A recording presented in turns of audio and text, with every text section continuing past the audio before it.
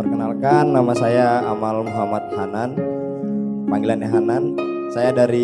Asal saya dari Bintan, Kepulauan Riau. Saya ingin bertanya kepada Pak Denun. Ya, soalnya kayaknya lebih tua daripada bapak saya. Akhir-akhir ini saya tuh sering diskusi sama abang saudara saya terkait dengan krisis mentalitas Pak D. Jadi Pak D,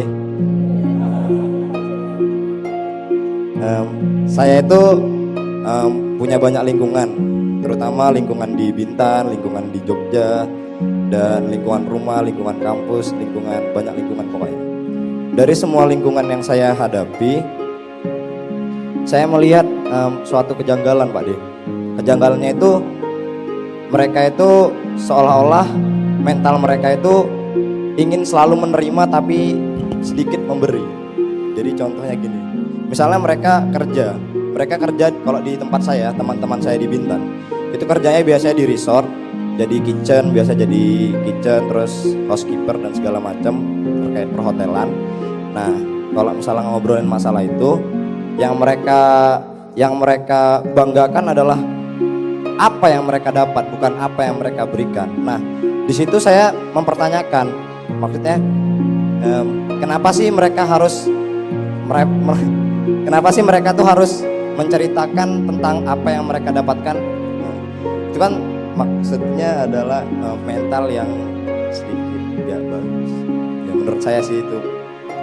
Nah, tujuan saya bertanya kepada Pak D itu adalah bagaimana cara kita memperbaiki mental yang krisis ini untuk seluruh teman-teman saya. Nanti gimana ya caranya? Ya pokoknya intinya tentang itulah Pak D, tentang bagaimana cara memperbaiki mental. Saya kira Anda tidak perlu jauh-jauh memperbaiki mental teman-teman. Yang penting Anda bermental sebaik-baiknya menurut Anda kepada mereka.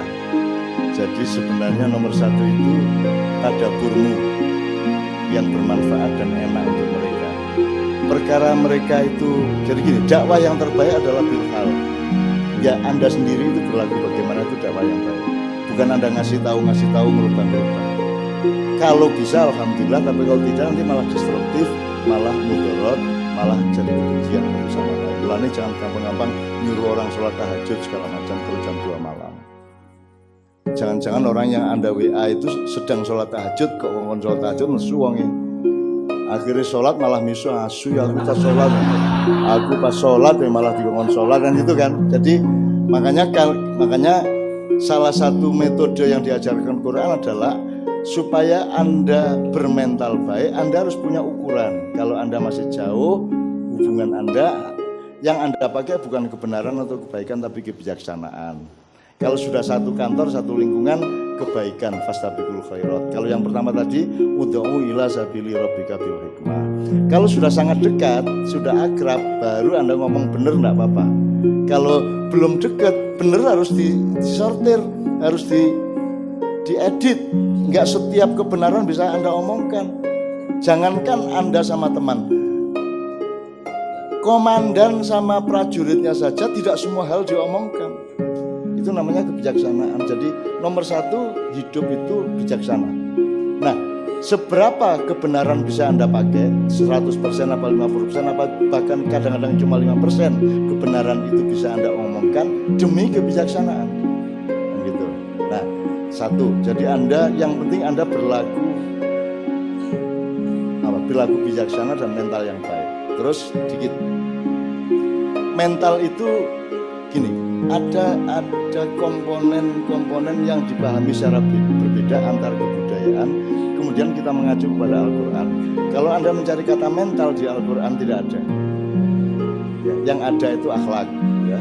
Nafas itu diri dengan tekanan nafsu. Kalau akhlak itu perilaku. Jadi mental itu kira-kira adalah adonan atau racian atau dialektika atau pengolahan antara akal dengan hati yang belum menemukan ketepatan atau bahkan salah satu komponen yang negatif dominan. Itu namanya mental yang buruk. Jadi mental itu keluarnya adalah akhlak. Yang Anda keluarkan tadi akhlak ini cuma maunya menerima terus, nggak mau memberi, itu kan akhlak. Nah, di dalam akhlak itu, di balik akhlak itu, di belakang akhlak itu ada yang namanya kondisi mental. Jadi kondisi mental itu sebenarnya adalah bagaimana Anda mengelola tiga ini: syahwat, hati, akal. Ini namanya misbah kalau di surat An-Nur, ini namanya zujajah, ya. Ini namanya nafs. Nah, ini kan ditaruh di tengah-tengah. Sebenarnya ini hubungannya sama Tuhan. Jadi kehendak Anda itu, Anda bagian dari kehendak Allah. Bahkan seluruh yang berlangsung dalam hidup itu sesungguhnya kehendak Allah. Tapi ojo diartikan bahwa Allah sama Anda berbeda. Ini harus dipahami dengan resolusi yang agak tinggi. Ya. Tetapi hati manusia kebanyakan dipengaruhi oleh arus dari bawah. Ya perut, ya syahwat. Biasanya hatinya mengambil keputusan berdasarkan pertimbangan perut dan pertimbangan syahwat. Nah, makanya kita disuruh gini, kalau misalnya ya, kue delok badang pitik, badang itu bangkai. Anda melihat bangkai anjing sudah bau, Anda langsung muntah kan? Langsung mau muntah, gitu ya. Anda harus tahu bahwa mekanismenya tidak semudah itu. Meripat Anda ngelihat bangkai, hidung Anda mencium bau busuk dari bangkai, dia lapor ke otak. Terus otak merumuskan, otaknya menawarkan kepada hati, diterima apa tidak. Hatinya bilang jangan diterima. Terus dia kembali ke otak, otaknya merentah kepada mulutnya untuk gitu.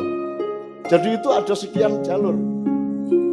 Ada sekian jalur, DPR pusat, DPR daerah, wali kota, terus Sri Sultan, Ratu Emas, mubeng itu. Jadi Mas, makanya Anda harus nyawiji. Anda harus berlatih agar supaya ada keseimbangan antara semua unsur tadi. Karena letaknya api di sini, Mas. Letaknya api di sini, di syahwat Anda. Itu letaknya api. Api itu tidak ada batasnya. Makanya orang sudah punya 10 triliun, dia tidak pernah cukup karena itu yang namanya syahwat. Api itu bisa membakar apa saja, dari satu pentol korek, bakar karpet, bakar gedung, bakar semua, bakar sak Panembahan, sak Keraton, sak Jogja, sak dunia bisa terbakar hanya oleh api kecil. Karena api tidak ada volumenya. Karena api itu setengah rohani, makanya dia neraka, yang satunya surga. Nah, kalau air ada liter, kalau benda padat ada kilogram, kalau panjang ada meter dan seterusnya. Kalau api tidak ada ukurannya, yang ada ukurannya adalah suhunya, tingkat panas atau kehangatannya. Maka Anda harus berarti nomor satu hidup adalah berperang melawan syahwat Anda. Jangan berdiri sewaktu-waktu. Hanya berdiri gara-gara Itu ya Mas ya. Nah, mental adalah dismanagement antara tiga tadi Mas. Jadi gampangannya kalau di filsafat, sebelum ngomong dipikir dulu baru mulut. Hatimu pengen, tapi jangan dari hati ke mulut, hati ke akal dulu baru ke mulut. Karena akal itu adalah zujajah. Zujajah itu adalah tabung kaca. Tabung kaca itu adalah alat untuk membatasi. Anda maunya kan istri 10 enggak cukup. Kalau nurutin ini, ya Bu ya, enggak cukup. Tapi akal bilang si jiwa modar dhewe lho, Banggo kan gitu kan. Nah, ini yang bagian membatasi. Ini yang parlemennya sebenarnya, gitu ya. Nah, mental yang bagus adalah orang yang belum tertata. Dia belum tahu apa keseimbangan antara syahwat, hati dan akal. Gitu ya. Nah, yang penting Anda praktekkan keseimbangan itu, keluarnya nomor satu, tidak mengganggu orang, tidak menyakiti orang. Kalau dalam Islam sederhana kok. Yang namanya merusak bumi itu, merusak manusia itu cuma 3. Kamu bunuh, kamu menghina, atau kamu mencuri. Asal 3 itu enggak kamu lakukan, beres kok hidup. Cuma 3 itu dok menurut Rasulullah, ini bukan saya, Rasulullah. Ya, membunuh, menghina, mencuri. Cuma 3 itu rusaknya dunia. Nah, kalau kepada alam baru fasad, baru menebang pohon tidak pada tempatnya, mengotori air, mengotori udara dan seterusnya. Ya, oke? Ada lagi tapi pertanyaan keduanya boleh Pak? Oke. Singkat tapi singkat. Oke, singkat. Ini terkait dengan fundamental dari SD sampai SMA. Nah, itu terkait dengan heliosentris dan geosentris. Nah, kenapa bisa dari awal fundamental kita sampai SMA itu kita tuh terpaku pada heliosentris, padahal heliosentris itu sekedar teori, Pak D. Dan kenapa nggak diajarin dua-duanya itu? Ya Mas, problem besar soal pendidikan di Indonesia juga karena pendidikan tidak dilakukan sebagai pendidikan dan tidak dengan niat pendidikan, tapi niatnya niat kapitalisme, niatnya proyek, niatnya tender-tender. Jadi tidak ada konsentrasi kepada manusia. Jadi mending daripada Anda mengeluh tentang sistem pendidikan, Anda nggak bisa, Anda jadi menteri saja, Anda nggak bisa memperbaiki itu. Jadi menurut saya Anda sekarang mumpung masih muda, ya, Anda berpikir kurikulum yang benar bagaimana. Kurikulum itu kan untuk manusia, bukan manusia untuk kurikulum. Sekolah itu nomor satu, jangan soal ilmu. Nomor satu, anakmu sekolah itu satu, untuk belajar bergaul, belajar mengenali macam-macam teman, belajar mengenali alam, belajar berlaku ke orang tua gimana, ke orang muda gimana, sesama anak kecil gimana, berlaku kepada binatang gimana, gitu deh. Nah sekarang kita itu megalomania, TK kita minta hafal Quran. Masuk TK dites bisa nulis apa enggak lebih ya. Saya punya teman Cina mengeluh kepada saya, Cak, saya ini mu'alaf, anak saya mau saya sekolahkan di pesantren supaya bisa nulis Arab, bisa ngaji. Begitu saya bawa ke pesantren, kiainya tanya sudah bisa ngaji belum? Belum. Sudah bisa nulis Arab? Belum. Tidak bisa diterima. Loh, saya ini masukkan ke pesantren supaya diajari nulis Arab dan ngaji kok malah dipersarati. Gila, gitu lagi. Makanya Anda belajar pada ulama semuanya, Anda belajar sama ustadz. Saya tidak meremehkan siapa-siapa, Anda belajar ke semuanya. Tapi tetap yang berdaulat adalah Anda, gitu ya. Karena Anda mendapat ayat langsung dari Allah, benar nggak? Anda dapat wahyu dari Allah nggak? Iya Pak D. Apa contohnya satu kata? Satu. Allahu Ahad. Wallahu ahad. Oke. Jadi semua orang mendapat wahyu dari Allah. Selama ini kita dikasih tahu bahwa yang dapat wahyu Nabi. Gitu? Sekarang saya ingin nyatakan Anda semua dapat wahyu dari Allah dan Anda langsung loh disebut sama Allah. Ya ayuhan nas, wahai manusia, langsung Anda. Maka Anda langsung merespon, menjawab dan menafsirkan, tidak apa-apa. Gitu loh. Asal Anda bertanggung jawab terhadap nalarnya, logikanya, rosonya, keikhlasannya, kan begitu. Ya, jadi Anda harus berdaulat sama